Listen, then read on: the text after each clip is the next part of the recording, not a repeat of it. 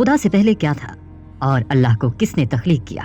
آج کی اس ویڈیو میں آپ کو بتائیں گے۔ اور ساتھ ہی اس ویڈیو میں آپ یہ بھی جانیں گے کہ اللہ تعالیٰ فرماتے ہیں میں تمہاری رگ جان سے بھی قریب ہوں۔ تو جب اللہ تعالیٰ ہم سے اتنے قریب ہیں تو ہمیں نظر کیوں نہیں آتے؟ اس کی کیا وجہ ہے؟ اللہ تعالیٰ کہاں ہے؟ یہ سب کچھ اس ویڈیو میں قرآن و حدیث سے مکمل تحقیق کے ساتھ آپ جانیں گے۔ اور ہاں، اس ویڈیو کے آخر میں آپ کو حضرت علی کرم اللہ وجہہ کی اللہ پاک کے بارے میں ایک عقلی دلیل بھی بتائیں گے کہ جس نے ایک منکر کافر دہریے کو لاجواب کر دیا تھا۔ ناظرین، ویڈیو کا آغاز اس سوال سے کرتے ہیں کہ خدا سے پہلے کیا تھا؟ اس شیطانی سوال کا جواب یوں بیان ہوا ہے کہ شیطان، جو کہ انسان کا ازلی دشمن ہے اور کسی بھی طرح انسان کو سکون و اطمینان سے رہنے نہیں دیتا، بلکہ اس کے حال اور ایمان و یقین کے اعتبار سے اس کے دل میں وسوسے ڈالتا رہتا ہے۔ اس کی پہلی کوشش یہی ہوتی ہے کہ انسان کو اس کے خالق کے بارے میں شکوک و شبہات میں مبتلا کر کے اس کا سکون و اطمینان غارت کر دے اور اسے راہ راست سے دور کر دے۔ جب اس پر بس نہیں چلتا تو سب سے پہلے اہم عبادت نماز کے اندر اس کے دل میں خیالات ڈالتا رہتا ہے، کبھی وضو کے بارے میں تو کبھی طہارت کے بارے میں انسان کو شکی بنا دیتا ہے، کبھی میاں بیوی کے درمیان تو کبھی دو مسلمانوں کے درمیان شکوک و شبہات کے ذریعے اختلافات ڈالتا رہتا ہے۔ اور شیطانی وسوسوں میں سے سب سے اہم اور خطرناک وسوسہ جسے شیطان انسانی دلوں میں ڈالتا ہے وہ یہ ہے کہ جب ہر چیز کا خالق اللہ ہے تو پھر نعوذ باللہ اللہ کا خالق کون ہے؟ چونکہ بعض کمزور دل انسانوں پر ان وسوسوں کا اس قدر تسلط ہوتا ہے کہ وہ تنگی، وہ بے چینی، حسرت و ندامت اور خوف و دہشت کی وجہ سے کچھ نازیبا اقدامات کر گزرتے ہیں۔ لہٰذا مناسب معلوم ہوا کہ اس مرض کا تریاق پیش کر دیا جائے، چونکہ مذکورہ بات سے معلوم ہو گیا ہوگا کہ اس سوال کا مصدر اور مرجع شیطان ہوتا ہے، وہی مختلف ہیلا کر کے یہ سوال ذہن میں ڈالتا ہے۔ لہٰذا اگر یہ وسوسہ اور سوال کسی مسلمان کے دل میں پیدا ہو تو وہ صرف ایک حدیث کو سامنے رکھے۔ حدیث کی کتاب بخاری اور مسلم میں حضرت ابو ہریرہ رضی اللہ تعالیٰ عنہ سے روایت ہے کہ نبی کریم صلی اللہ علیہ وآلہ وسلم نے فرمایا، شیطان تم میں سے کسی ایک کے پاس آتا ہے اور کہتا ہے کہ اس کو کس نے پیدا کیا، حتیٰ کہ وہ اس سے یہ کہتا ہے کہ تیرے رب کو کس نے پیدا کیا ہے۔ آپ صلی اللہ علیہ وآلہ وسلم نے فرمایا، آدمی جب یہاں تک پہنچ جائے تو وہ اللہ تعالیٰ کی پناہ مانگے اور رک جائے۔ اور ایک روایت میں الفاظ یہ ہیں کہ لوگ ہمیشہ سوال کرتے رہیں گے حتیٰ کہ وہ یہ بات بھی پوچھیں گے کہ اللہ تعالیٰ نے تو مخلوق کو پیدا فرمایا ہے، لیکن اللہ تعالیٰ کو کس نے پیدا کیا ہے؟ بلکہ حضرت ابو ہریرہ رضی اللہ تعالیٰ عنہ بیان کرتے ہیں کہ میں ابھی مسجد میں ہی تھا کہ میرے پاس کچھ بدو لوگ آئے اور انہوں نے کہا کہ ابو ہریرہ، یہ مخلوق تو اللہ تعالیٰ نے پیدا فرمائی ہے، لیکن سوال یہ ہے کہ اللہ تعالیٰ کو کس نے پیدا فرمایا ہے؟ حضرت ابو ہریرہ رضی اللہ تعالیٰ عنہ نے ہاتھ میں کنکریاں پکڑ کر ان پر دے ماری اور کہا کہ کھڑے ہو جاؤ، کھڑے ہو جاؤ،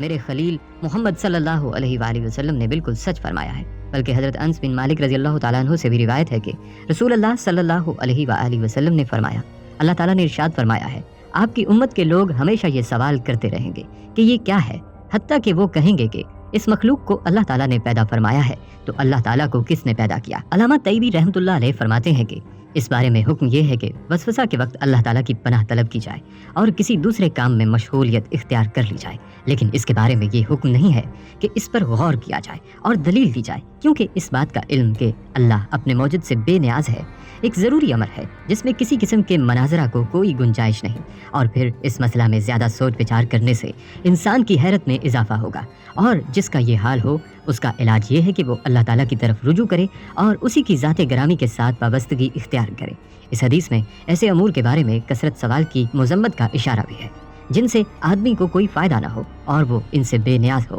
اس حدیث میں نبوت کی صداقت کی یہ دلیل بھی ہے کہ جن باتوں کے وقوع پذیر ہونے کی آپ نے پیش گوئی فرمائی وہ واقعہ ہو کر رہیں۔ مسلمان اس شیطانی وسوسہ کو دل میں دبا کر نہ رکھے اور نہ ہی اسے چھپائے، ورنہ کچھ دنوں بعد وہ ذہنی تناؤ کا شکار ہو سکتا ہے۔ بس یہ کلمات پڑھے، آمنت باللہ، میں اللہ پر ایمان لایا، اور پھر شیطان سے اللہ تعالیٰ کی پناہ طلب کریں۔ بعض حدیث میں بائیں طرف 3 دفعہ تھوکنے اور سورۃ الاخلاص یعنی قل هو اللہ احد پڑھنے کا بھی ذکر آیا۔ لیکن اگر کوئی کافر، مشرک، منکر یا عقل پرست کہے کہ جب ہر چیز کا پیدا کرنے والا اللہ ہے تو پھر اللہ یعنی خالق کو کس نے پیدا کیا، تو ایسے لوگوں کے لیے مذکورہ نسخہ بالکل بے سود اور بے معنی ہوگا، کیونکہ یہ لوگ کتاب و سنت کو مانتے ہی کہاں ہیں۔ لہذا ہم ان سے یہ کہیں گے کہ یہ سوال کرنا اصولی اعتبار سے باطل ہے، بلکہ فی نفسہ سوال ہی میں بھی تناقض ہے، کیونکہ اگر بفرض محال اور جدلی طریقے پر یہ کہہ بھی دیا جائے کہ اللہ تعالیٰ کا کوئی خالق ہے تو فوراً دوسرا سوال پیدا ہوگا کہ اس پیدا کرنے والے کے خالق کو کس نے پیدا کیا،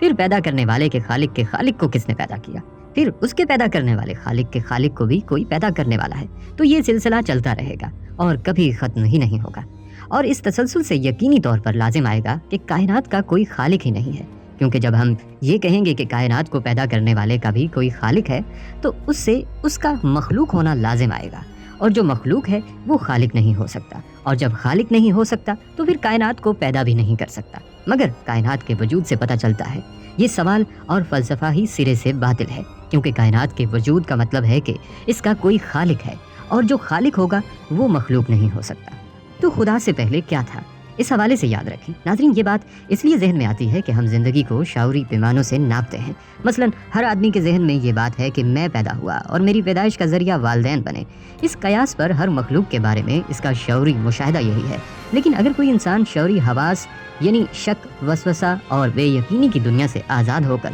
یقین کی دنیا میں داخل ہو جاتا ہے، اور وہاں اس کے سامنے یہ بات آ جاتی ہے کہ وہ اور پوری مخلوقات کو ایک ہستی نے بنایا ہے، تو یہ بات اس کے ذہن سے حذف ہو جاتی ہے، یعنی اس لا یعنی بات کا خانہ ہی ختم ہو جاتا ہے۔ اور جب اس بات سے کہ خدا کو کس نے بنایا ہے ذہن آزاد ہو جاتا ہے، تو اس کی طرز فکر یہ بن جاتی ہے کہ وہ ہر بات اور ہر چیز کو اللہ تعالیٰ کی طرف سے سمجھتا ہے اور اللہ ہی کی طرف موڑ دیتا ہے۔ اللہ تعالیٰ نے قرآن پاک میں ارشاد فرمایا ہے کہ وہ لوگ جو راسخ فی علم ہوتے ہیں کہتے ہیں ہمارا ایمان ہے اور اس بات پر یقین ہے کہ ہر چیز ہمارے رب کی طرف سے ہے۔ جتنے پیغمبر علیہ الصلاۃ والسلام تشریف لائے ان سب کی طرز فکر یہی رہی کہ ہمارا باشمول کائنات اللہ تعالیٰ کے ساتھ ایک رشتہ براہ راست قائم ہے، اور یہ رشتہ ہی کائنات کو جاری و ساری رکھے ہوئے ہے۔ پیغمبروں کی تعلیمات بھی یہی رہیں کہ بندے کے ذہن میں یہ بات راسخ ہو جائے کہ بندہ ذات باری تعالیٰ کے رشتہ کے سوا کوئی حیثیت نہیں رکھتا، یعنی اللہ تعالیٰ کے رشتہ کے سوا کوئی حیثیت نہیں رکھتا، یعنی اللہ تعالیٰ جو کچھ جس طرح اور جب کرنا چاہتے ہیں وہی انسان کا عمل بنتا ہے۔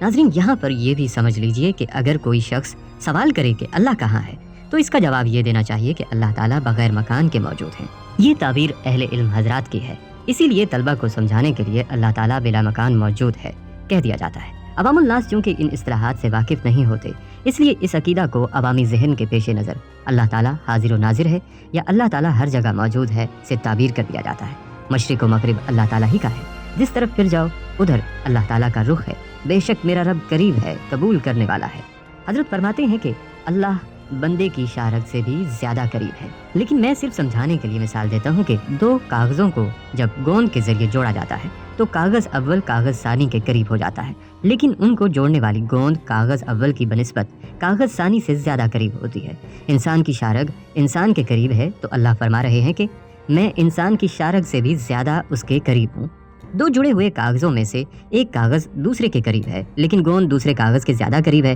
اسی طرح شارک انسان کے قریب ہے لیکن اللہ اس سے زیادہ قریب ہے۔ قرآن میں آتا ہے کہ تم سے زیادہ ہم اس کے قریب ہوتے ہیں لیکن تم دیکھتے نہیں۔ تم جہاں کہیں ہو وہ اللہ تمہارے ساتھ ہے، اور جو کچھ تم کرتے ہو اللہ اس کو دیکھ رہا ہے۔ بلکہ حضرت ابن عمر روایت کرتے ہیں کہ رسول اللہ صلی اللہ علیہ وآلہ وسلم نے مسجد کے قبلہ کی جانب میں کچھ تھوک دیکھا۔ اس وقت آپ صلی اللہ علیہ وآلہ وسلم لوگوں کے آگے نماز پڑھ رہے تھے۔ آپ نے اس کو چھیل ڈالا۔ اس کے بعد جب نماز سے فارغ ہوئے تو فرمایا جب کوئی شخص نماز میں ہو تو اللہ تعالیٰ اس کے سامنے ہوتا ہے، لہذا کوئی شخص نماز میں اپنے منہ کے سامنے نہ تھوکے۔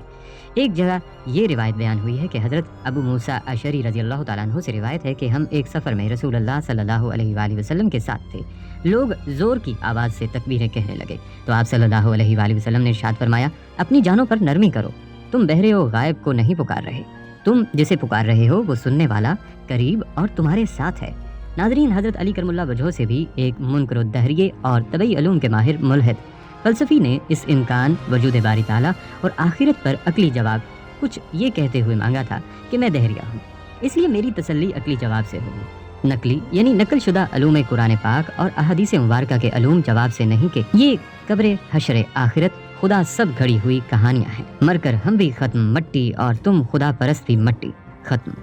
کچھ نہیں ہے آگے۔ تو شیر خدا باب العلم حضرت علی کرم اللہ وجہہ نے جو فرمایا تھا اس کا مفہوم کچھ یوں ہے کہ تیرے سوال کے دو عقلی جواب ہو سکتے ہیں، ایک یہ کہ تو جو یہ کہتا ہے کہ خدا، حشر، آخرت، جنت، دوزخ سب کہانیاں ہیں وہ درست ہے، اور دوسرا جو ہم کہتے ہیں کہ یہ سب اس طرح سے موجود ہے جیسے الہامی تعلیمات میں بتایا گیا ہے وہ درست ہے۔ کیا کوئی تیسری صورت بھی تیری عقل میں آتی ہے؟ وہ بولا نہیں، یہ دو ہی باتیں عقلی طور پر ہو سکتی ہیں، یا سب نہیں ہے یا ہے۔ حضرت امیر المومنین باب العلم حضرت علی کرم اللہ وجہہ نے فرمایا تو سنو، اگر تم درست ہو تو مرنے کے بعد تم بھی ختم، ہم بھی ختم، किसी का कुछ नुकसान ना फ़ायदा, लेकिन आधा इम्कान तो तुम्हारे ही मुताबिक भी ये है कि हम जो कहते हैं वो दुरुस्त है। तो फिर अगर ये सब हुआ तो हम तो उस रब्बे करीम के फजल और रहमत से बच जाएंगे और तुम्हारे जैसे मुनकर दायमी सजाओं में फंस जाएंगे। क्या तुम इतना बड़ा खतरा मोल ले सकते हो? वो सोचता रहा और फिर बोला, नहीं, इतना बड़ा खतरा मोल नहीं लिया जा सकता। वाकई अगर ये सब हुआ तो मैं तो मारा जाऊंगा। और वो मुसलमान हो गया। नाजरीन, आखिर में हमारा एक सवाल बराए मुनकिरो मुल्हिदान और अल्लाह ताला का इनकार करने वालों से है कि ए मुनकिरो, आपके पास क्या सबूत है कि खुदा नहीं है? कमेंट सेक्शन में इजहार ज़रूर कीजिएगा।